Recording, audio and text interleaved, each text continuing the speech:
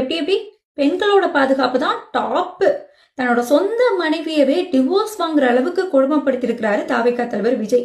அதுவும் ஏதோ நடிகையோட கள்ளத்தொடர்புல இருந்திருக்கிறாரு. கணவன் கள்ளத்தொடர்புல இருக்கிறாரு அப்படின்னா மனைவி கேட்கறதுல என்னங்க தப்பு இருக்கு?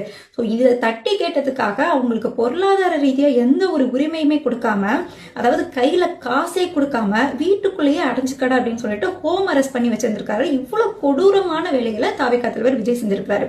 இந்த விஷயம், அதாவது விஜயோட கள்ளத்தொடர்பு விஷயம் 2021 ஏப்ரல் சங்கீதாக்கு தெரிஞ்சுமே நான் அப்படிலாம் செய்ய மாட்டேன் அப்படின்னு விஜய் வாக்குறுதி கொடுத்திருக்காரு. வாக்குறுதி எப்படி கொடுப்பாரு அப்படிங்கறத நம்ம வேலூர் கூட்டத்திலே பார்த்துருக்கோம்.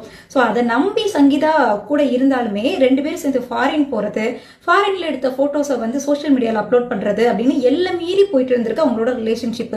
இது பத்தாது அப்படின்னு சொல்லிட்டு சோசியல் மீடியாலுமே அந்த ரெண்டு பேரோட போட்டோ எடுத்து போட்டு தப்பு தப்பா சேர்த்து வச்சு பேசுறதுனால அது என்னோட குடும்பத்துக்கும் எனக்கும், நல்ல குடும்பத்துல பிறந்த எனக்கு வந்து ரொம்பவே அசிங்கமா இருக்கு. அதனால எனக்கு டிவோர்ஸ் வேணும்னு சொல்லிட்டு இன்னைக்கு டிவோர்ஸ்க்கு அப்ளை பண்ணிருக்காங்க. அது மட்டும் இல்லாம இந்த டிவோர்ஸ் விஷயத்துல விஜயோ இல்ல விஜயை சார்ந்தவங்களோ யாராவது அழுத்தம் கொடுத்தாங்க அப்படின்னா அந்த நடிகை யாரு அப்படிங்கறதையுமே நான் வெளியிடுறதுக்கு தயங்க மாட்டேன்னு சொல்லியிருக்காங்க. சோ கூடிய சீக்கிரமா தாவேகா தற்குறிகள்னால அந்த நடிகை யாரு அப்படிங்கிற விவரமுமே தெரிய வரும்.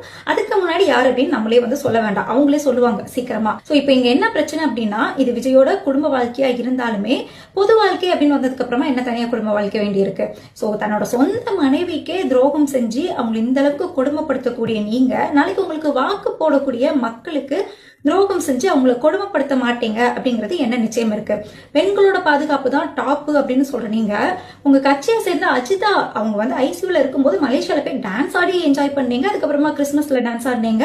அடுத்து நிறைய கூட்டங்கள் எல்லாமே போட்டீங்க. இன்னும் அவங்களுக்கு என்ன ஆச்சு, அவங்களுக்கு சரியாச்சான்னு கூட நீங்க வந்து கேட்கலாம். சோ நீங்க எப்படி பெண்களுக்கு பாதுகாப்பு கொடுப்பீங்க? உங்களுக்கு வாக்கு போடக்கூடிய மக்களை நீங்க எப்படி பாதுகாப்பா வச்சிருப்பீங்க? உங்களுக்கு நல்லாட்சி கொடுப்பீங்க? முக்கியமா அவங்களுக்கு துரோகம் பண்ணாம இருப்பீங்க அப்படிங்கிறதுக்கு என்ன நிச்சயம் இருக்கு?